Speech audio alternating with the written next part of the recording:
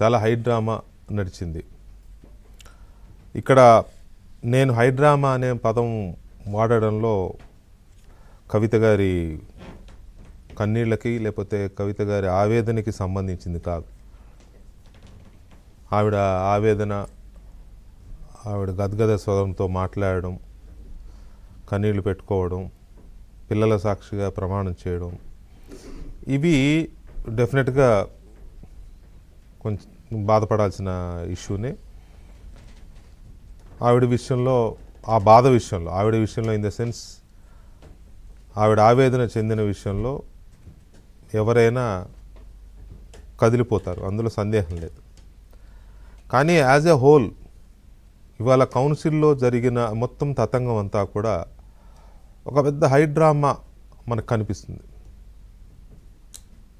దీన్ని మనం చాలా రకాలుగా అర్థం చేసుకోవచ్చు ఇవాళ కౌన్సిల్లో జరిగిన వ్యవహారాన్ని. ఒకటి, కవిత ఎమోషనల్ స్పీచ్.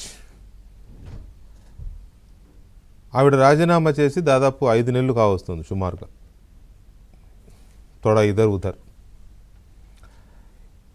ఈ 5 నెలల నుంచి వెళ్ళని ఆమె 3 days బ్యాక్ వెళ్ళి నేను రాజీనామా విషయంలో ఒకసారి మాట్లాడతానని చైర్మన్ అడగడం, చైర్మన్ ఒప్పుకోవడం, ఇవాళ టైం ఇవ్వడం, ఇవాళ ఆవిడ వెళ్ళి మాట్లాడడం. I think it is never before in Telugu states. ఇలా ఎప్పుడు జరగలేదు. ఒక ఎమ్మెల్యే, ఒక ఎమ్మెల్సీ ఎవరైనా రాజీనామా చేసే ముందు స్పీచ్ ఇవ్వడం అనేది నాకున్న దీంట్లో, నేను కొంతమంది సీనియర్లతో కూడా మాట్లాడాను, బట్ ఇది ఎప్పుడు జరగలేదు. జరగకపోగా దీనికి ఒక ప్రశ్నించుకుంది ఏంటంటే, స్వయంగా ఎన్టీ రామారావుకి ఆనాటి స్పీకర్ అవకాశం ఇవ్వాల మాట్లాడడానికి. రాజీనామా చేసేటప్పుడు మాట్లాడడానికి మైక్ ఇవ్వమంటే ఇవ్వలేదు ఆయన వెళ్ళిపోయాడు హౌజ్లోంచి. వెళ్ళిపోయి అసెంబ్లీ ముందు ధర్నా, ఇక అవన్నీ అదంతా అది ఇంకొక హై డ్రామా మనకు తెలిసిందే రాజకీయంగా. సో అలాంటిది కవిత గారికి అవకాశం ఇవ్వడం అనేది ఒక dramatical step in Telangana council. తర్వాత రిజిగ్నేషన్ అనేది ఏ ఎమ్మెల్యే అయినా, ఎమ్మెల్సీ అయినా, ఏ చట్టసభ సభ్యుడైనా రాజీనామా అనేది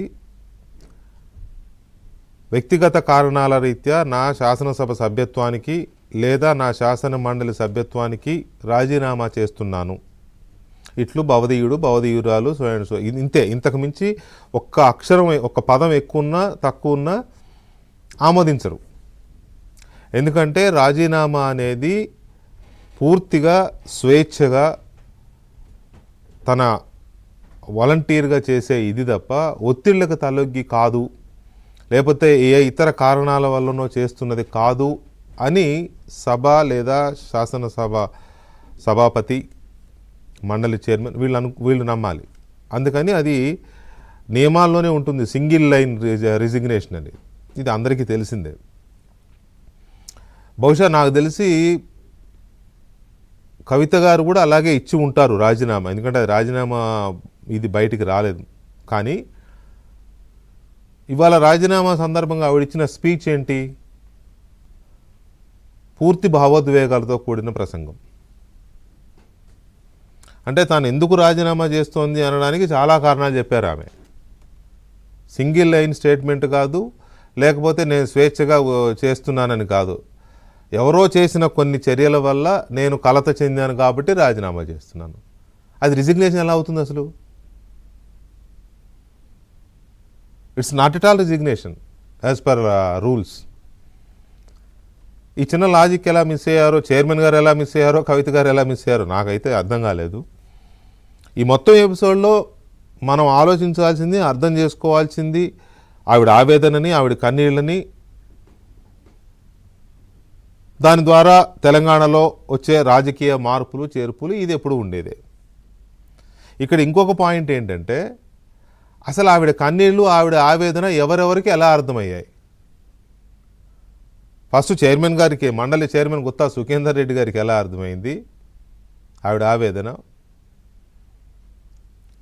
వాళ్ళ నాన్నగారు బీఆర్ఎస్ పార్టీ అధ్యక్షులు కేసీఆర్ గారికి ఎలా అర్థమైంది, ఆమె సోదరుడు కేటీఆర్ గారికి ఎలా అర్థమైంది, ఏమర్థమైంది, ఆమె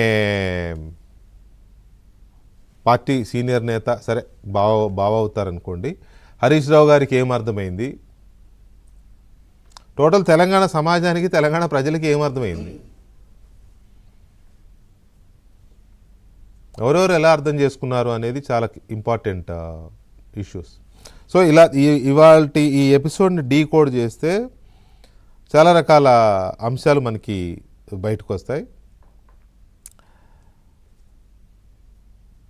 కవిత గారికి అవకాశం ఇవ్వడము అనే దాని మీదనే ఒక పెద్ద చర్చ ఉంది, ఇంతకుముందు ఎప్పుడు లేదు. సో దాని మీద మనం చర్చను చూద్దాం. అలాగే ఆవిడ ఆవేదన, అంత ఆవేదన అనేది నిజంగా కూడా ఏ తల్లి పిల్లల మీద ప్రమాణం చేయదు, పైగా నిండు సభలో అలా బేలగా కన్నీరు పెడుతూ అంతవరకు ఆ విషయంలో మాత్రం ఎవరికైనా గుండె తడి అవుతుంది. ఆవిడ మీద ఆరోపణలు ఉండొచ్చు, లేకపోతే రాజకీయంగా రకరకాల కామెంట్స్ ఉండొచ్చు, కేసులని అవన్నీ సెకండరీ. కానీ ఆ రకమైన పరిస్థితి ఎందుకు వచ్చింది అనే దాని మీద తర్వాత అంతసేపు ఇప్పుడు పార్టీలకి సభ్యుల సంఖ్య ఆధారంగా సమయం కేటాయిస్తారు మాట్లాడడానికి. ఆమె ఇప్పుడు ఏ పార్టీ కాదు, పైగా రిజైన్డ్ మెంబర్. ఏ అంశం ఆధారంగా అంత సమయం ఇచ్చారు అనేది కూడా ఒక పాయింట్ అవుతుంది. ఆల్రెడీ చర్చ నడుస్తుంది పొలిటికల్ సర్కిల్స్లో.